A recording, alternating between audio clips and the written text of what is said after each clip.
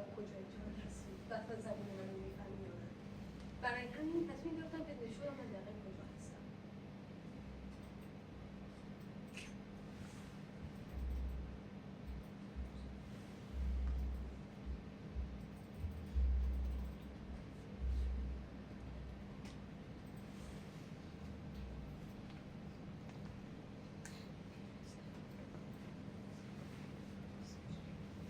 این جهان هستیه و همچنان دقیق گسترش.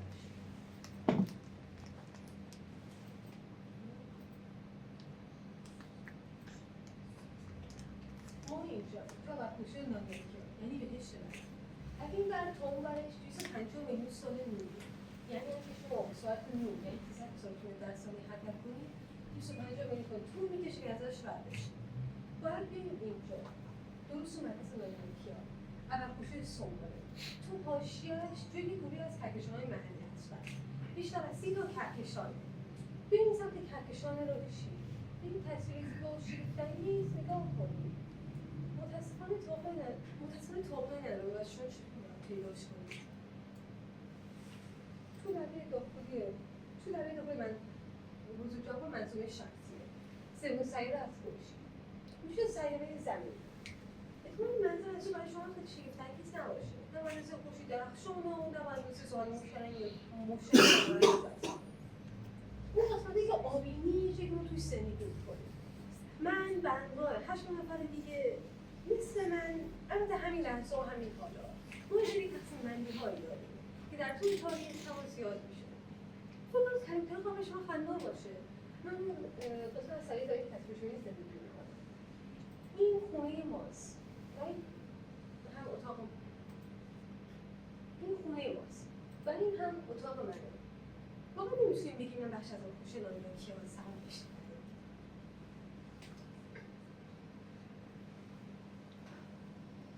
اما از پنجره اتاقم هیچ خارج بهش شدنی نیست. حتی شبا نمیشه کهکشان رو بشونیم. همش خونه است. همین خونه رو انسان‌ها ساختن. ازش نمی‌دونی تو خونه چیه؟ تو توی صف شرط با تو میزید و تو جا دادی؟ از تجربه تماشا می‌کنی؟ اصلا جوری تکامل پیدا کرد که بدونی تنها یعنی چی؟ یا اینکه 8 نفر دقیقا چند نفر میشه؟ وای اصلا این دقیقا نکرده بودم. شاید توی سرشون چیزی به اسم تابستون و زمستون وجود نداشته باشه. چیزی به اسم سرما و گرما و هوا پاییز شده. خب بذاریم مفهوم توضیح بدم. زمین هر یک بار که دور خودش میچرخه بهش میگن یک روز. بعد از هر 365 بار که دور خودمون چرخیدیم یک دور هم دور خورشید میچرخیم که بهش میگن یک سال. توی هر سال کل طبیعت میمیره و زنده میشه. دوباره همچنین سبز میشه و جوونه میزنه و عطرش رو میچرخه و مردم هم لبخند میزنن و رویهاشون میسازن. و بعد همچین کم کم پژمرده میشه. هوا سرد میشه. مردم چیزای داغ میکنن و چی یخ میزنن. شما این برد چیه؟ دونایی چیزی که از آسمونیان سرد و قشنگ. تو شکلش نگاه کنید. اون سیاره زمین همه یک بار این رو تجربه میکنیم. یک بار به دنیای میمون و یک بار میمیریم. اما به شکل عجیبی سن هر چیزی و هر کسی از این سیاره کوچولو متفاوته. موجودی هستن که فقط چند ثانیه فرصت زندگی کردن دارن و موجودی هستن که 1000 ساله یه شکل تغییر میکنن. با تمام اینها گاهی از دستان یک گربه شده جمع هستن. گاه‌تر توی بازی مثل مدت‌ها ما هم می‌کنیم. حتی یه اتفاق کوچیک باشه آره ما هم درگیری‌های خودمون داریم. گاهی اوقات فراموش می‌کنیم که از هم دیگه واسه سیاره مراقبت کنیم. ما هم قهر می‌کنیم مثلا مرگ هم دیگه میشیم. دست‌ها هم دیگه یعنی یه جوری میشه که انگار چیزی ریزی هستن خیلی اهمیت پیدا می‌کنن. مثل سیاره زمین تو کهکشان باشه. البته فقط برای اون آدم، فقط برای ما، نه یا یک نفر دیگه. یعنی خیلی هم غیر منطقی نیست. چیزای خیلی ریزی هستن که باید شادی و خوشی هستن. و چیزای خیلی ریزتری هم هستن که باید خشم و اندوهن. اما میشتیم به اسم امید. شما میدید امید چیه؟ ما به عید دوستی و امکان فردای بهتر اعتقاد داریم و اون میشه امیدوار.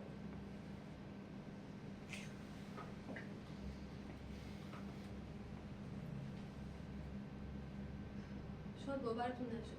مثلا هر چیزی از ما از این سبسان معمولی هم نشه. اما این سالهای خیلی کم برای ما خیلی ارزش داره و گاهی وقتا میتونید ارزشمند چیزی ممکن بشه. ممکن اصلا دلت نخواد ازش استفاده کنی یا ثانیه به ثانیه دیگه رو کنی از دست بدی. حس کنی همه این سیاره و ساختمون توی سنگینی میکنن و همه این صدای هستی تو سر صحبت میکنن. اصلا دلت نمیخواد بدونی بیرون از این اتاق چی میزنه، با کی دعوا کرد و کی به کی هدیه داد و بدون موسیقی چه اتفاقی قرار میفته. اصلا خبر نداشته باشی تو خونه کناری مردم چی کار میکنن، تو خیابونی که مردم تو بقیه سرشون میفتاره، توی جنگل‌ها و کوه و دشتا چی پیش میاد. این کار سریع زمان از اون بالاها نگاه میکنه. خب من فقط یه آدمم که نمیخوام هیچ تو هیچ باخبر باشم و توی تنهایی میلیون 8 میلیون نفر که من سوکه زننده و خوبی ازشون زیاد میشه. اما میخوام از تو بدونم کجا این کهکشان ها هستی و کدوم گوشه جهان هستی که زندگی میکنی. جسم نفس میکشی رو تو 6 بله دیدن داری. میدونی شادی و غم چیه؟ میدونی بسنه شکلاتی چی طعمی داره؟ تابستون لباس خنک و زمستون لباس پشمی میپوشی. شاید هم تو سر شما کوردشت و جنگل هست. شاید شما مثل ما آسمون خراشی میزد که به ابرها میرسن. تو هر گوشه از این جهان هستی داری چیکار میکنی؟ دلم میخواد بدونم، برام بفرست و برام بگو. به این آدرس جهان هستی عقب گوشه نیوکیا گوشه سوموله کهکشان راه شیری منظومه شمسی سوم سیاره زمین. منتظرم.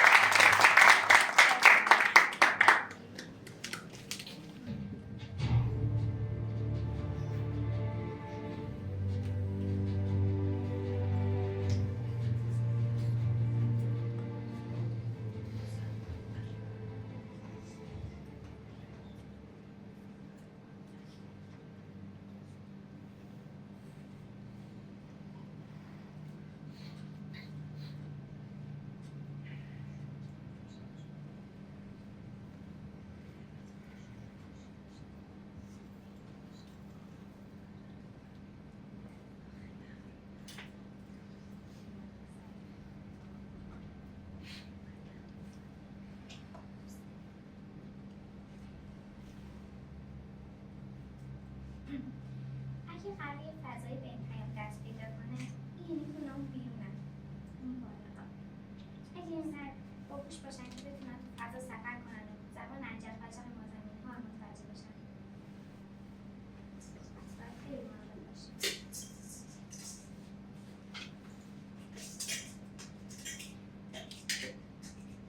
برای همین که من این کلاه رو سرم کردم که در برابر اشراف‌های فوق‌الزمینیشون از خودم محافظت کنم.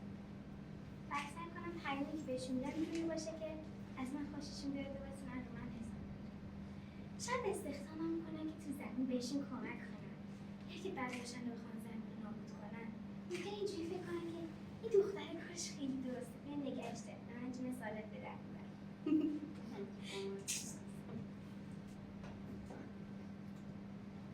سلام، درود به دوستان فضایی من، درود به بزرگان عرصه فضانوردی، درود به کاشفان زمین. من دوست شما هستم. اگر بگم تنها دوست شما، میتونم بگم بهترین دوست شما. امیدوارم کلاه بی‌نظیرم رو دوست داشته باشید. می‌دونید چقدر بامزه است؟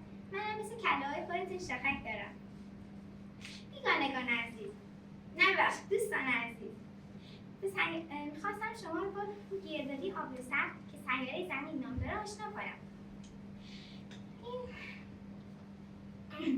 این سیاره پر از موجودات گوناگونه و موجوداتی که شما بهشون نیاز دارید و دارن این پیام رو برای شما ارسال کنن انسان‌ها هستن. ما انسان‌ها یه چیزی داریم به نام لباس که می‌پوشیم.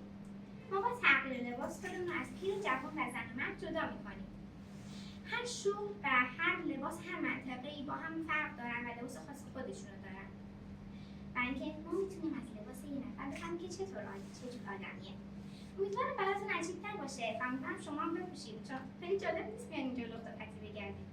به هر حال هر جوری که راحتید اینجا رو خونه خودتون و من راهنمای خودتون ببینید.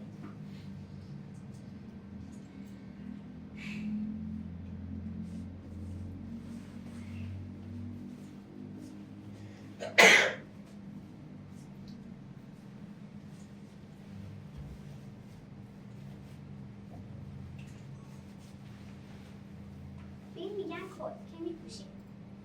اینو قبلا و معمولا مردها میپوشتن.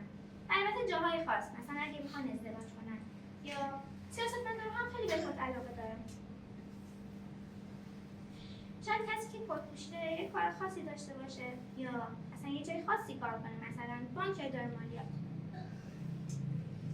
گاهی اوقات کتا بلند میشن که بهش میگیم اوورکوت و روزای سرد و بارونی. در حال توصیه من اینه که اومدین زمین خیلی مراقب باشین، مخصوصا مراقب سیاستمدارها ممنوع اداره مالیات.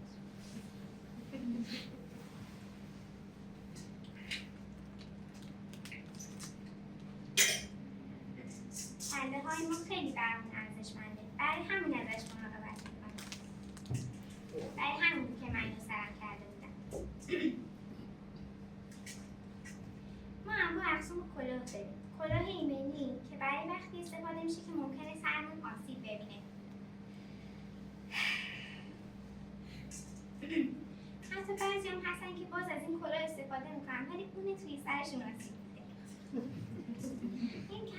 این کلاه ها ممکن از کله های ما محافظت کنن ولی از افکار سر ما محافظت نمیکنن. ما نمیتونیم از روی کلاه این نفر بفهمیم که چطور آدمیه و نمیتونیم بفهمیم که چی تو سرش میگذره. ما انواع اقسام کلاه داریم. کلاه هنرمندا، کلاه مخصوص بابا بزرگا، کلاه مخصوص همه کاره، مخصوص برای شکار پلنگ صورتی. توریست چینی ژاپنی که اگه سیاه باشن این طرفدار گروه موسیقی هستن.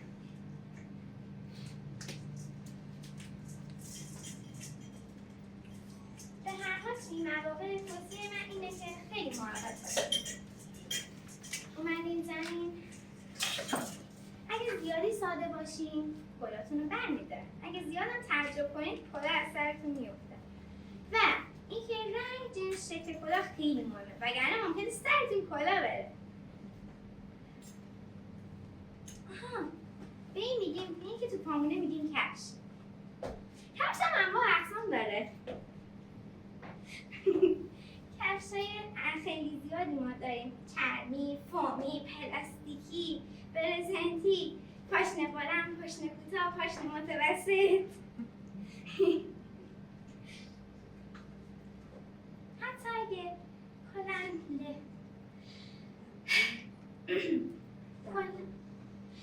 حتی دمپایای کلاه قصه و داستان متفاوتی داره. بدن انسان آسیب پذیرترین چیز تو دنیاست. حتی اگه بعد از این مدتی ازش مراقبت کنیم بعد از یه سنی به بعد شروع میکنه به خراب شدن.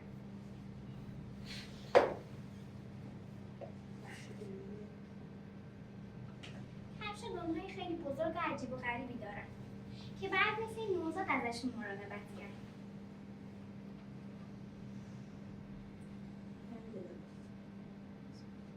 رنگ لباس خیلی مهمه.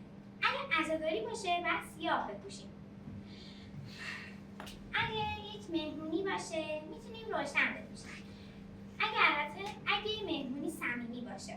اگر نباشه بعد تیره یا سیاه بپوشیم. اگر یک خانوم باشیم مثل من بعد بلندتر و پوشیده‌تر بپوشیم.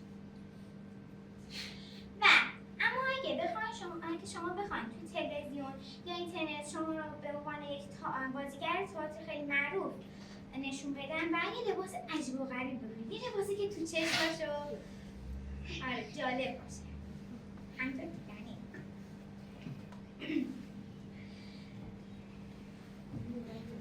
همین رنگ لباس سال به سال عوض میشه. یه رنگی میاد همیشه مد روز و یه رنگی که قبلا یه روزی واسه خودش مد روز بوده حذف میشه. ولی اگه حذف یاد افتاده باشه خیلی با کلاس میشه. خیلی فرق میکنه اگه رو سرت تو همینجا تو خیابونای همین شهر ما داشته رو سرت بذاری تا یه روز آفتابی تو کوچه های ایتالیا. من میتونم بهترین راهنما شما در تشخیص رنگ، جنس، شکل لباس ها باشم. شما هیچ کس رو بهتر از من پیدا نمی‌کنید. فقط امیدوارم گذرتون به هفته مد پاریس نیویورک نخوره. چون اونا قوانین سفت و سخت دارن. ممکنه یه تیشرت پاره رو $1000 غالب کنن. حواستون رو جمع کنید. خیلی خوشحالم که شما الان میایین زمین. ما انواع اقسام پارچه داریم. ما قبلا روش‌های تولید لباس به طور کلی فرق می‌کرد. و ما پوست حیونا رو می‌کندیم و می‌پوشیدیم. اما بعضی اطلاعتون بگم که همین حیوانایی که تو طبیعت می‌بینید همینجا واسه خودشون میگردن لباس تنشون نیست و در واقع لخت و پتی هستن. ما پوست اونا رو میکندیم و باهاش کیف و کفش و کت درست میکنیم. من احتیاط بگم که پوست انسان به هیچ دردی نمیخوره، پس لطفا به سرتون نزنه با ما بیاین خط تولید زیر و شاستری بزنیم.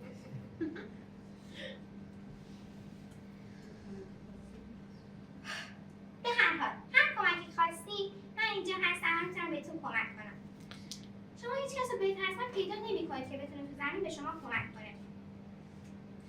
من میتونم آدما رو از ظاهرشون قضاوت کنم و این یه ویژگی خیلی خوبیه. اول ممکنه براتون جالب باشه ولی بعد شروع می‌کنم شما رو هم از ظاهر قضاوت کردن که اون وقت نگران ظاهرتون میشین. پس تا اون موقع خدا نگهدار.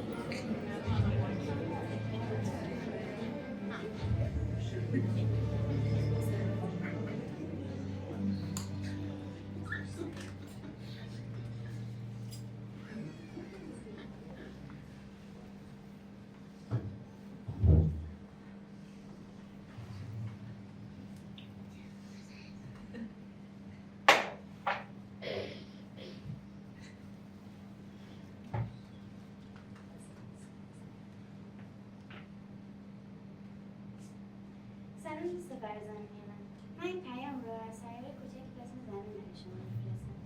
نمیدونم کی و کجا این پیام به دست شما میرسه و وقتی این پیام به دست شما میرسه من چند ساله هستم و دارم چی کار میکنم. نمیدونم این پیام به دست شما میرسه یا نه، اما دوست دارم فکر کنم یه جایی بیرون از اینجا کسی داره به این نامه نگاه میکنه و به حرفای من گوش میده. من واسم در مورد زندگی خودم بگم. من یه نوجوان معمولیم. احتمالا ما رو معمولی ترین جای دنیا هم انسان باشیم. ما همیشه در حال رشد و یادگیری هستیم. حتی ممکنه آخر عمرمون باشه و هنوز در حال رشد و یادگیری باشیم. اینجا روز به روز سال به سال تغییر میکنه و ما روز به روز سال به سال تغییر میکنیم. ما اصلا شبیه اسبا نیستیم که همین که به دنیا میان شروع به راه رفتن و دویدن میکنن و بعد یه مدتی ازش دارن لذت میبرن. ما وقتی به دنیا میایم یه عالمتون میکشه که راه رفتن یاد بگیریم، دویدن یاد بگیریم. راه رفتن دویدن چی؟ راه رفتن دویدن معمولی. یه عالم آدم هستن که سالها وقت میذارن و تلاش میکنن تا رونده بهتری باشن و با افرادی که 10 یا شاید 20 سال تمرین کردن که رونده بهتری باشن رقابت کنن. ما اصلا شبیه پرنده ها نیستیم که تا سرشون از تخت بیرون میارن شروع به تیک تیک کردن میکنن و بعد یه مدت آواز خوندن یاد میگیرن و بعدش از جنگل لذت میبرن و جنگل میزنن.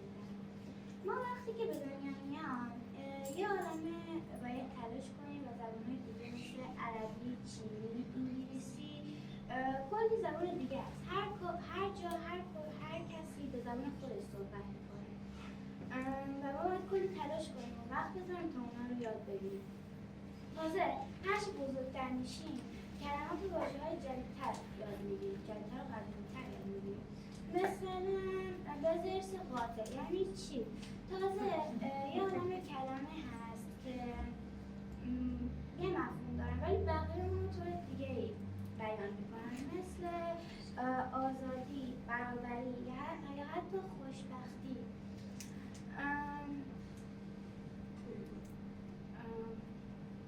ما اصلا شبیه گرگ‌ها نیستیم که توی گله به دنیا بیایم و بعدش شکار کردن یاد بگیریم و زندگی خودمون. ما وقتی به دنیا میایم باید کلی تلاش کنیم و درس بخونیم، بعد بریم دانشگاه، بعدش کلی تلاش کنیم و کار پیدا کنیم.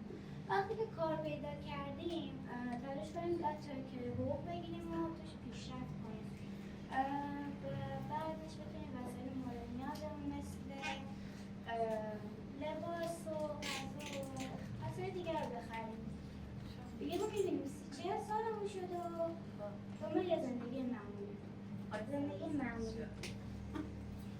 گاهی وقتا حس میکنم یه ذره کوچیک تو این جهان پهناور، یه ذره که هر چی تلاش میکنه تا رشد کنه بازم یه ذره کوچیک باقی میمونه. اما بعدش به این فکر میکنم که حتی کوچیکترین ستاره توی آسمون چقدر میتونه درخشان باشه که از اون فاصله بتونی ببینیش و از دیدنش کیف کنی. تلاش میکنم مثل اون ستاره کوچولو میون میلیون ها ستاره دیگه بدرخشم. یه عالم آدم هستن که سالها وقت میذارن و تلاش میکنن تا کتاب بنویسن، اما میتونیم اونا رو بخونیم و با دنیاشون آشنا بشیم. خب هر کسی اینجا داستان و قصه خودشو داره. بیشتر آدم‌ها عاشق داستان‌های پرپیچ و تابن، اما دوست ندارن برای خودشون پیش بیان، به خاطر اینکه یه زندگی معمولی خیلی لذت بخش‌تره.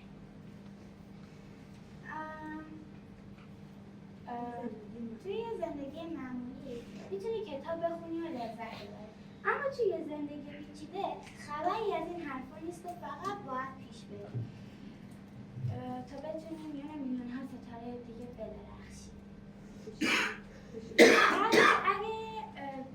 اگه تونستی و خوب نوشتن یاد بگرفتی بشینی و بنویسیش. بعضیا میان رو صحنه تئاتر اجراش میکنن، بعضیا ازش فیلم درست میکنن، بعضیا سالها نقاشی کردن یاد میگیرن و با احساساتشون جور دیگه‌ای به ما نشون میدن. بعضیا موسیقی و بعضیا آواز خوندن یاد میگیرن و با هنرشون اشکمون رو در میارن. خلاصه راههای دیگه برای ارتباط بلدیم، راههایی که برای رفتنشون باید کنی تلاش کنیم و آزمون و خطا کنیم تا بتونیم احساساتمون رو بیان کنیم. آدم‌های زیادی هستن که سالها وقت گذاشته و تلاش کردن تا این رو بسازن. این وسیله شگفت انگیز به یه چیزی وصله به اسم اینترنت که ما رو از اون ور تا این ور جهان به هم نزدیک میکنن، حتی زبونمون هم به هم ترجمه میکنن. با این وسیله کوچیک میتونیم از لحظات کوچیک زندگیمون فیلم و عکس بگیریم، از غذا خوردنمون گوشه و کنار شهر و خونمون، یا وقتی که یکی داره یه بچه‌ای برای اول بار شروع به راه رفتن دویدن میکنه، یا وقتایی که توی ماشین به موسیقی‌های مورد علاقه‌مون گوش میکنه، یا وقتایی که بارون میاد یا برف میاد و میخوایم از اون صحنه عکس بگیریم. از مسابقه 2 المپیک بگیر تا بزرگترین کنسرت تاریخ، توی این وسیله کوچیک میلیون‌ها لحظه معمولی است. لحظه هایی که میتونیم اونا رو ببینیم و از دیدنشون لذت ببریم. من یه نوجوانم و خیلی از این راه‌هایی که بهتون گفتم جلو رومه و من توی اتاق امن خودم منتظر میمونم تا از تاریکی‌ها یکی یکی به هم نزدیک بشم و ببینم چی پیش میاد. شماها دغدغه‌تون چیه؟ اصلا زبون من رو میفهمین؟ تا حالا کتاب خوندین، انیمه دیدید یا کارهای دیگه کردید؟ شما هم از زندگی خودتون برام بگین و بفرستونش توی فضا تا به دست من برسه. اصلا کسی چه میدونه؟ شاید همدیگر رو توی این فضاها دیدیم و تونستیم با همدیگه حرف بزنیم و از اتفاقات هفته پیش برهم بگیم. سلام روز خواهیم میگردم.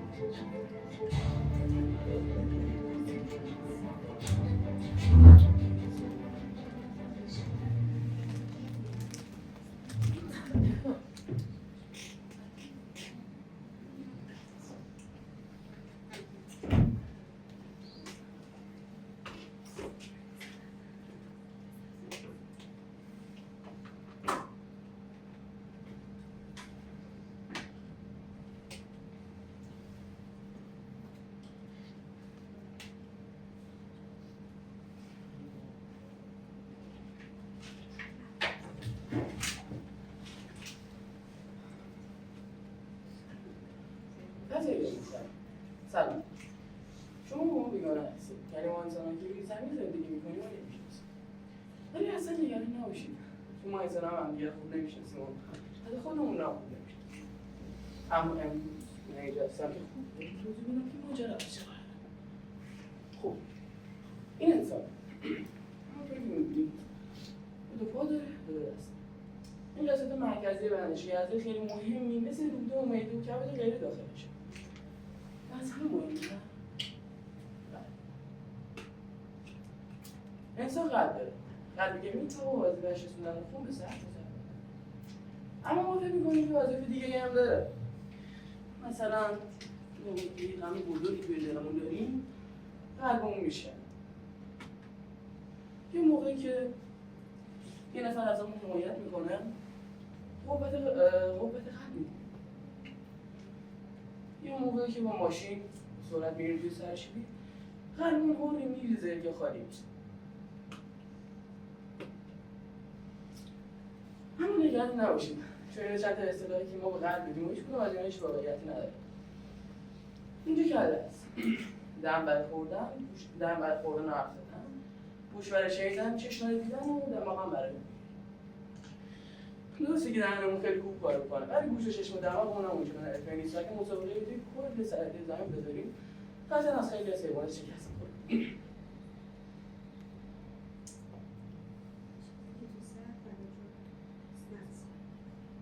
چیزی که داخل کله قابل توجهه مغز. انسان مغز. ما بزرگترین مغز کره زمین رو نسبت به دوستان می‌کنیم. همین خاطرات رفتن ما همونجور برداشت میشه. همین حرفایی که دارم میزنم، همین اون اصطلاح حرفایی که زدم، همینجور برداشت میشه. البته همه انسان‌ها مثل هم نیستن. ما روی زمین دو جنس انسان داریم. زن و مرد. شاید هم بیشتر. و برای هر کدوم از این جنس‌ها ویژگی‌های خودش رو داریم. مثلا میگیم مردها و منطقه‌هاشون تصمیم میگیرن و زن‌ها باید تو قلبشون. اما واقعیت اینه که همه انواع انسان‌ها با کورتکسشون تصمیم میگیرن. یعنی اینجا. قشر جلوی گرم هست. مثلا میگیم مردها قوی و کم‌سیس هستن و زن‌ها دلسوز و مرفوع. بذارید صادقانه بهتون بگم. اصلا به این سادگی نیست. همه ما انسان‌ها ویژگی‌های مربوط به خودمون داریم. همه ما انسان‌ها نقاط قوت و ضعف خودمون داریم. البته اینجا خیلی سعی می‌کنن این دو رو از این جلو کنن. مثلا شغل‌ها رو زنانه و مردونه بدونن. بعضی از رفتارها نسبت به مامورزن‌ها رو از یارو دخترانه بدونن. این کار خیلی سخت. جامعه شما نگاه می‌کنه و بدون در نظر گرفتن خواسته و علاقه شما رفتار شما رو تقسیم بندی می‌کنه. و این کار رو برای من و نوجوان خیلی سخت می‌کنه. یه جوری ما رو اصلا بیگانه می‌کنه. آدم‌هایی که همدیگه رو نمی‌شناسیم و اصلا دوریم. بزرگترها رو می‌بینیم که زن و مرد رو رانندگی می‌کنن و اسلحه به دست می‌گیرن. مردایی که آشپزی می‌کنن و وسایل دخترانه طراحی می‌کنن. خیلی عجیبه. امیدوارم شما توی سلیقه خودتون همچین تفاوت‌های به ظاهر ساده واسه خودتون دست و پا نکرده باشید. چون همین تفاوت‌های به ظاهر ساده باعث مشکلات میشه که یقین هممون دیگه می‌کنه.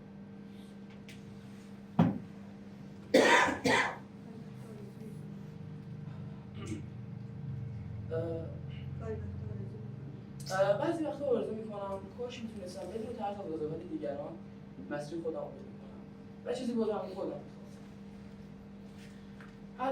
شاید شما اصلا هیچ جنسیتی نداشته باشین و همون چیزی هستن که واقعا هستن و این حرفی من شنیده که بر شما نوشته باشه ولی اینجا باید توی همین چارچوب درس کار کنی سربازی بدی و خرج خونه تو بدی و مسئولیت کنی مسئولیت ما نمیدونیم چه چیز سختیه وقتی که بزنم آدم فکر می‌کنم که چقدر برای من خونه و زندگی زحمت می‌کشم هر کاری می‌کنم من به علایقم برسم غذا بخورم کلاس تئاتر برم مغزم سوت می‌کشه راستش رو بخوای من اصلا نمی‌تونم زندگی کردن بدون اون تصور کنم چقدر ترسناک و سخت ولی خب این بخش از بزرگ شدن منم یه روزی مثل اونا بزرگ میشم و بعد مثل اون مسئولیت بپذیرم و بدون قید و شک خیلی دوست دارم مثل اونها دوستان باشم ولی خب این فکر خیلی ترسناکه اصلا نمیتونم زندگی کردن بدون اون راحتی تصور کنم.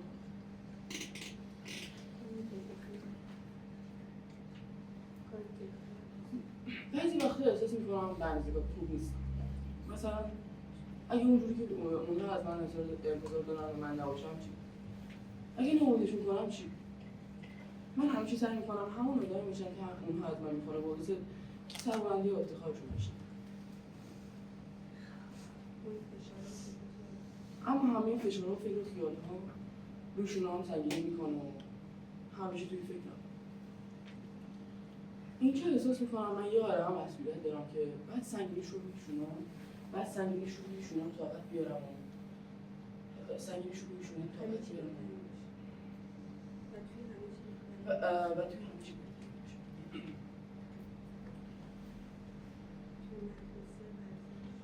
میتونم بهترین باشم، توی مدرسه و ورزش و جامعه بهترین باشم.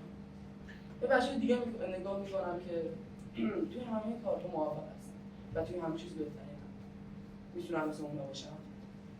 نگران که یک موقع اشتباهی کنم و همه با چشم بیوزنم نگاه کنم، فکر کنم توانه این ندارم، فکر کنم اون چیزی که میخواستم، اون چیزی که اونها از من میخواستم نتونستم برابر کنم. یه جوری همه امتیازمو از دست دادم توی بازی ببازم. همه این افکار نامرئی توی سرم و قلبم می‌لرزونه و دیدم فشار می‌کنه. از شما می‌پرسم بیگانگان اومد آیا شما هم تا با چنین حسی داشتید؟ آیا شما هم به ویژگی‌های خودتون شک کردید؟ آیا شما بدون ترس از عدالت دیگران زندگی می‌کنید؟ آیا شما هم توی کارخونه بیگانه‌سازی زندگی می‌کنید؟ حالا که می‌بینم من هم مسئولیت‌های زیادی به عهده داشتم که توی خیلی از اونها خوب عمل کردم. خیلی دوست دارم بدونم درباره من چه فکر می‌کنید؟ اصولی چه جور آدمی بشید؟ یا بهتره بگم چرا بیگانه‌اید؟ سوالات من خیلی زیاده و جوابش کنم. این جواب‌ها بخشی از زبانی که روی زمین بهش می‌گذارم. سفری و هیجان انگیز ولی به خدا من. شاید یه روزی با هم ملاقات کردیم و زندگی کردن از همدیگه یاد گرفتیم. روزی که دیگه خودمون همدیگه رو بیشتر بشناسیم. تا اون روز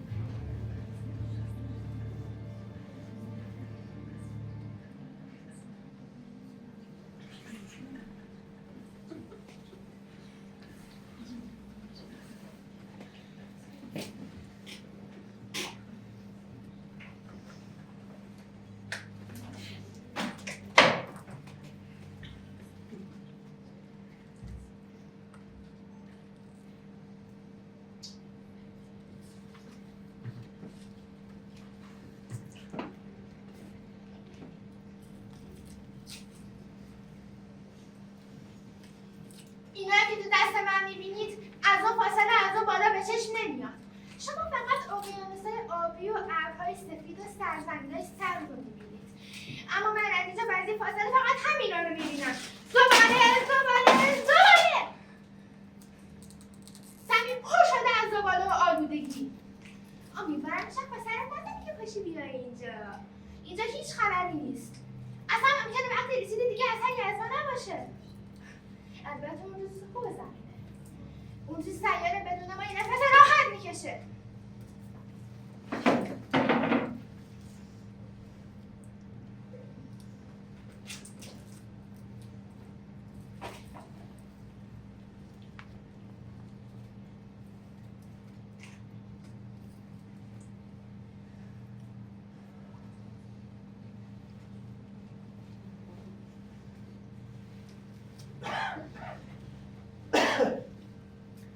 بیگانگان، صدای منو میشنوید؟ من دختری از سرزمین زمین هستم که دارم با شما صحبت میکنم. هر کجا کهکشان نرسید باید خبری بهتون بدم که زمین به مشکل خورده. ما اینجا در یک بحران زیست‌محیطی هستیم که هنوز خیلی خطر که این بحران رو درک نکردن و فکر کردم میتونن ازش قصر در برن. از آب و هوا به هم ریخته و فصل و جابجا شدن. سیل و خشکسالی پشت سر هم داره ما رو در بر می‌گیره. کوه‌های بزرگ یخ دارن آب میشن. صد تا به دریاها بالا اومده. تنها ممکنه وقتی اینجا رسیدیم دیگه زمینی برای فرو بدن سیارتون نمونده باشه.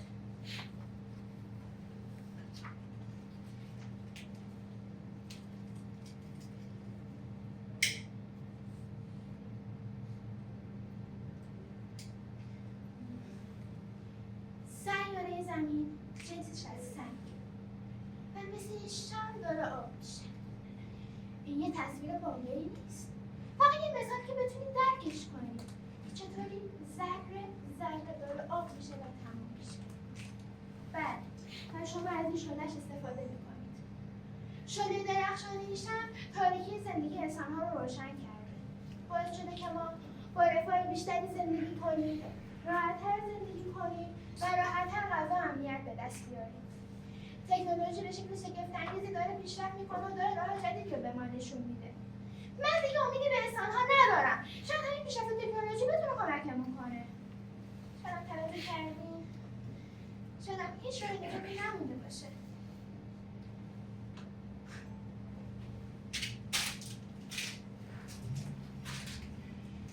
توی اقیانوس پر شده از این زباله‌ها. زباله‌های پلاستیکی نشت نفتی و مواد شیمیایی داره. به موجودات اکوسیستم آسیب جدی وارد میکنه. صخره‌های مرجانی که برای زندگی خیلی از حیوانات هستن دارن میمیرن. خیلی از گونه‌ها در حال انقراض هستن و برای همیشه از این سرزمین ناپدید میشن. سدهای برای تامین آب و برق، رودخونه‌ها همشون دارن آسفالت میشن و نیست بادایی که میتونه ادامه داشته باشه. این انرژی عجیب ما برای تخریب زمین از کجا میاد؟ چرا ما تو تخریب یکی هستیم و تو ساختنش از هم دوریم؟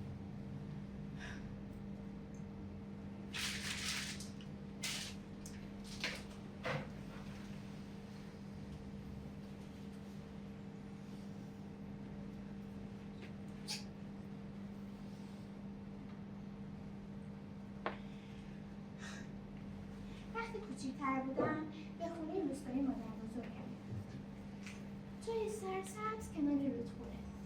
من خیلی به اون طبیعت وابسته بودم و خودم بخشی از اون می‌دونستم. سال به سال گذشت و از تعداد درخت‌ها اونجا کم شد. رودخونه خوش شد. پرنده‌ها کوچ کردن. من با چشم خودم دیدم که دقیقاً وجود من، هویت من داشت ناپدید و محو می‌شد. روزی که به جویه‌ها ایستاده بودم و برگی که تو دستم افتاده بود و مشت کردم و به خودم قول دادم هر کاری میکنم برای نجات این طبیعت انجام بدم. واسه همینه که اومدم بهتون هشدار بدم. برای که سر طبیعت اومده به خاطر بی‌مسئولیتی ماست. ما انسان‌ها برای خودمون و آینده‌مون ارزش قائل نیستیم. ولی هنوزم وقت هست. هنوزم میتونیم رفتارمون رو عوض کنیم. هم کافیه جلوی منوی سرسام‌آورمون رو به خوردن طبیعت بگیریم.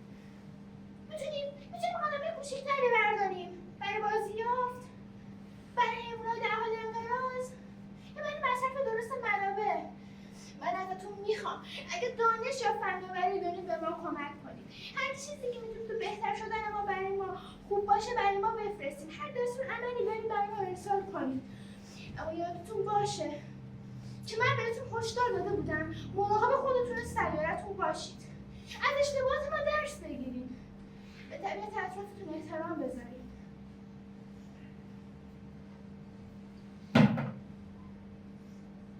اما شاید شما دارید از آلودگی سیاره خودتون سرما می‌کنید.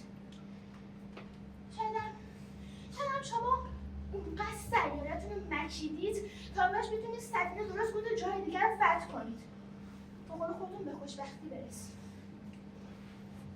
چه واقعیت عجیبی. اما اگه این ویدیو به دستت رسید و هنوزم با طبیعت اطرافت قهر نکردی یا اگه اختراع میکنی مراقب باش. به این فکر کن که فقط تو نیستی حق رفاه داری. آدم‌های زیادی قراره بعد از تو اونجا زندگی بکنن. به اونا فکر کن. شاید این ویدیو برسه به دست یه سری از افرادی که اینطور قراره به خاطر آلودگی شیمیایی به مقصدی نامعلوم ترک کنه. سلام، تو هم برای من غریبه‌ای. خواستم بهت بگم که من توی این خرابکاری نقش نداشتم. سعی کردم درستش کنم. بی‌تفاوت نبودم. اما یه سری از کارا رو نمیشه تنها انجام داد. حتی با تعداد زیادی از انسان‌ها هم نمیشه انجام داد. فقط یک نفر کافیه، یک چاه آب سمی. همه باید دست به دست هم بدن تا این چاه آب سمی نشه. در سرتاسر جهان افراد زیادی هستن که دارن به خاطر پاکسازی اقیانوس‌ها، گونه‌های در حال انقراض تلاش میکنن. اما ما هنوز به اقدام بیشتر، آگاهی بیشتر و حمایت بیشتر نیاز داریم. شما چه پرمیبری بیگانگان آموزشی فضا دارید؟